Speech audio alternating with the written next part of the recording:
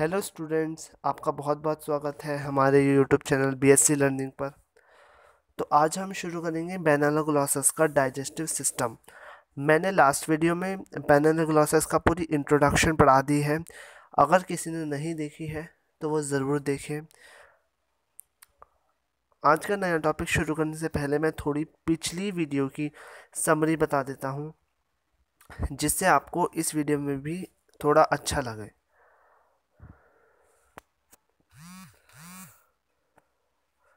ये होता है मेरा पूरा बैनाला ग्लॉसेस, जिसमें प्रोबॉस्सिस होती है, जिसमें ये प्रोबॉस्सिस है, फिर ये कॉलर होती है और फिर ये ट्रंक होती है। तो इसकी बॉडी तीन भाग में, प्रोबॉस्सिस, कॉलर और ये ट्रंक। ट्रंक में ये हिपैटिक रीजन्स होते हैं बहुत बड़े, जिनको सीका बोला जाता है। तो इससे आपको इस वीडियो में अच्छा लगेगा। अब हम शुरू करते हैं डाइजेस्टिव सिस्टम। सबसे पहला alimentary canal. The alimentary canal is a complete and straight tube running between the mouth and anus. यानी कि जो एलिमेंट्री कैनाल होती है वो माउथ से एनस तक होती है। It is supported throughout its length by a dorsal and ventral mesenteries. यानी कि ये अपनी पूरी लेंथ में डॉर्सल यानी कि आगे की और वेंट्रल यानी कि पीछे की मीजेंट्रीज यानी कि धारियाँ, जो लाइन लाइन होती है धारियाँ, यानी कि लाइन लाइन यानी कि जैसे बॉडी है तो इसके अंदर लाइन लाइन धारियाँ होती हैं, तो इसे सपोर्टेड होती हैं। जैसे कि ये दिखा रखा है, ये लाइन लाइन, तो ये इनसे सपोर्टेड होती है, मीजेंट्रीज से सपोर्टेड होती है। It's wall is made up of ciliated epithelium covered externally by a basement membrane but peculiarly muscle layer are absent। यानी कि इसमें मसल लेयर नहीं पाई जाती है, लेकिन ये एपिथेलियल सिलिएटेड मेम्ब्रेन से कवर्ड होती है। Alimentary canal comprises of mouth, second buccal cavity, third pharynx, fourth oesophagus, fifth intestine, sixth anus. First point आता है माउथ।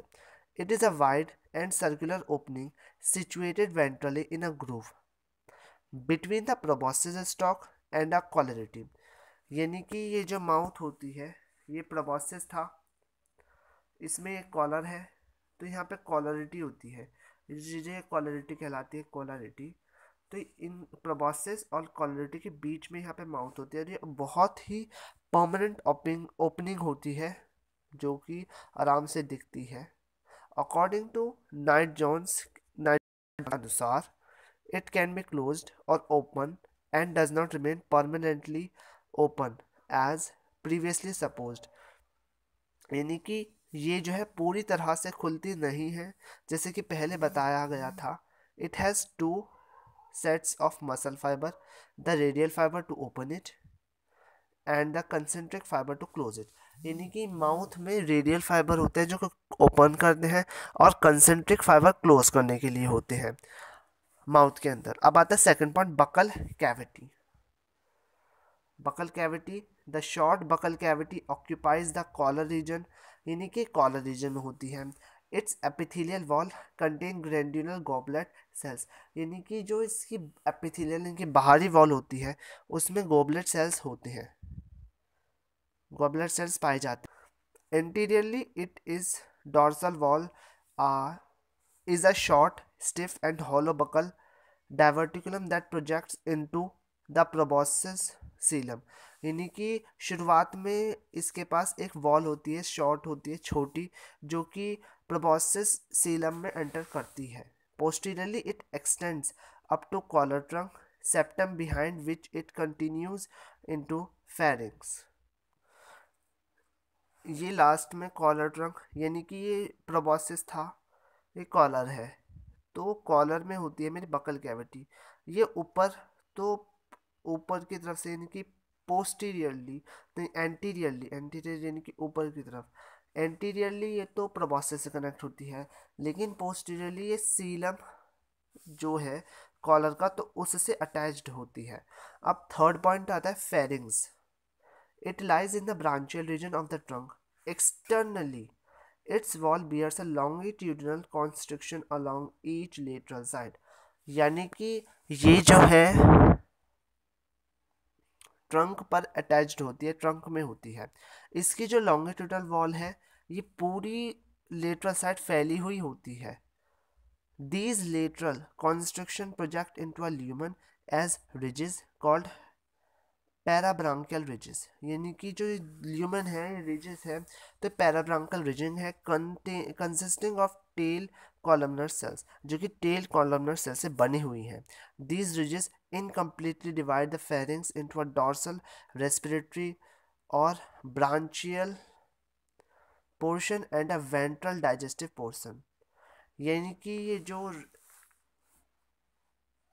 ट्रंक थी, अब ट्रंक में यहाँ ब्रांचियल रीजन होता है, ये पूरा ब्रांचियल रीजन है। तो ये ब्रांचियल रीजन में गोनाड्स भी पाए जाते हैं। तो इस ब्रांचियल रीजन में थोड़ी थोड़ी रेस्ट्रिक्शंस होती है, कॉन्स्ट्रक्शंस होती हैं, जो कि दो भाग में बटी होती हैं। एक तो वेंट्रल डाइजेस्टिव पोर्शन है, वेंट्रल डाइजेस्टिव पोर्शन है जो कि डाइजेशन का काम करती है। और एक है पोस्टीरियर रेस्पिरेटरी पोर्शन, यानी कि रेस्पिरेटरी पोर्शन है, डॉर्सल रेस्पिरेटरी पोर्शन, जो कि रेस्पिरेशन में ही हेल्प करती है। The dorsal branchial portion is perforated dorsolaterally by two rows of U-shaped gill slits and is concerned with respiration। यानी कि वही डॉर्सल रेस्पिरेशन सिस्टम रेस्पिरेशन के लिए हेल्प होता है, इन रेस्पिरेशन के लिए ही यूजफुल है। The ventral digestive portion line with ciliated epithelium, ventral digestive system जो कि एपिथेलियम से बना ढका होता है with gland sales, help in food concentration. Ventral digestive portion वो फूड के कॉन्सेंट्रेशन के लिए हेल्प करता है। अब आता है oesophagus. Behind the last pair of gill slit the pharynx continues into the short oesophagus.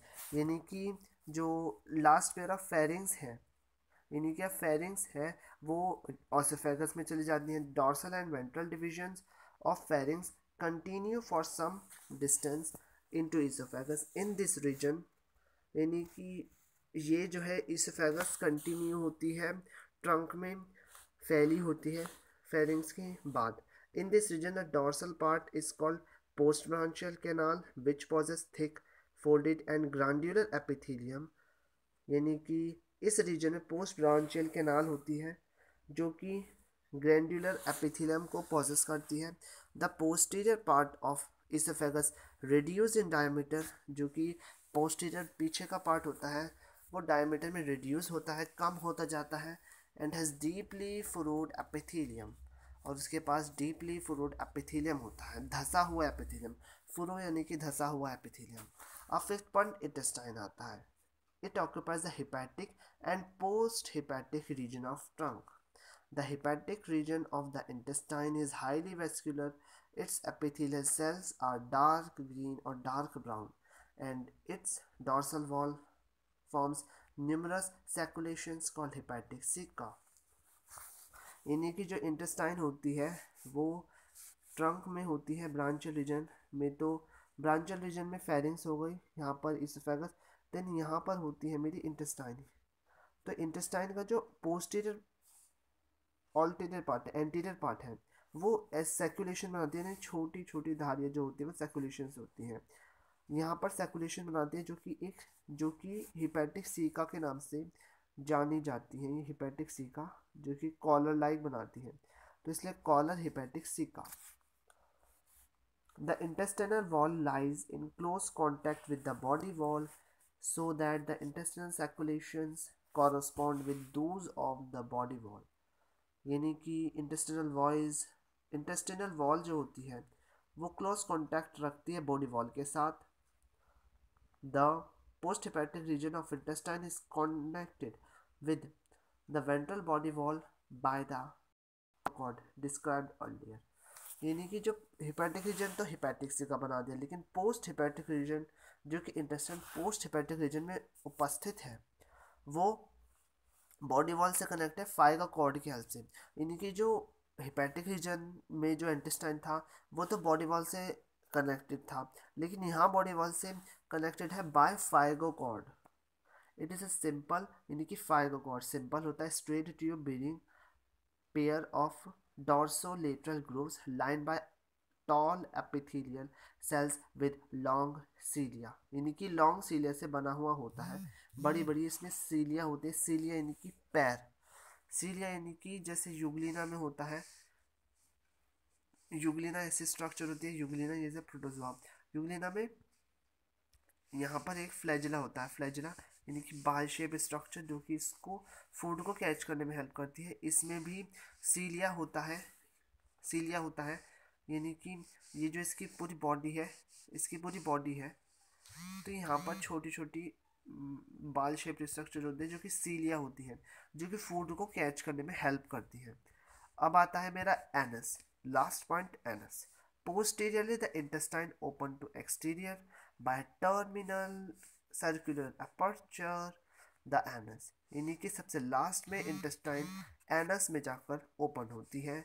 It is often surrounded by a sphincter muscle, यानी कि जो एनस होती है स्फिंक्टर मसल से पूरी तरह सराउंड होती है। अब इसका डायग्राम बता देता हूँ मैं आपको।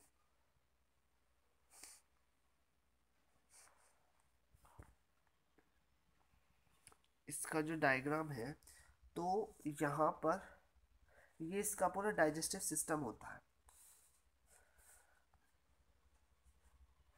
तो यानी कि ये प्रोबॉस्सिस हो गया, ये हुआ पूरा प्रोबॉस्सिस, एक कॉलर हो चुका है, यहाँ पर ये ट्रंक होती है, तो यहाँ प्रोबॉस्सिस ये कॉलर, यानी कि ये जो प्रोबॉस्सिस कॉलर में जो है ये सीलिया है, सीलिया जो कि माउथ को कैच करने में पूरी तरह हेल्प करती है।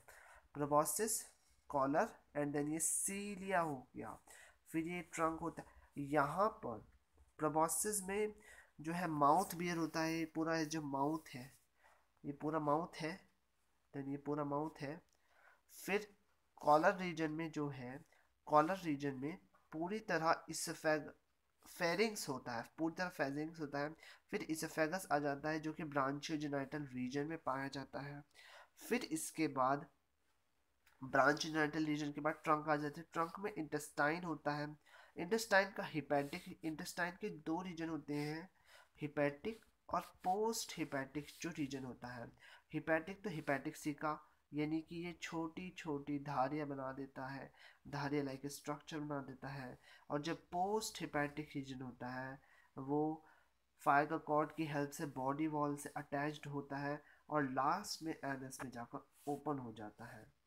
तो आप इस डायग्राम की बहुत अच्छी तरह प्रैक्टिस करना, ये डायग्राम पूरा एग्ज़ाम में आने की उम्मीद है, आशा है।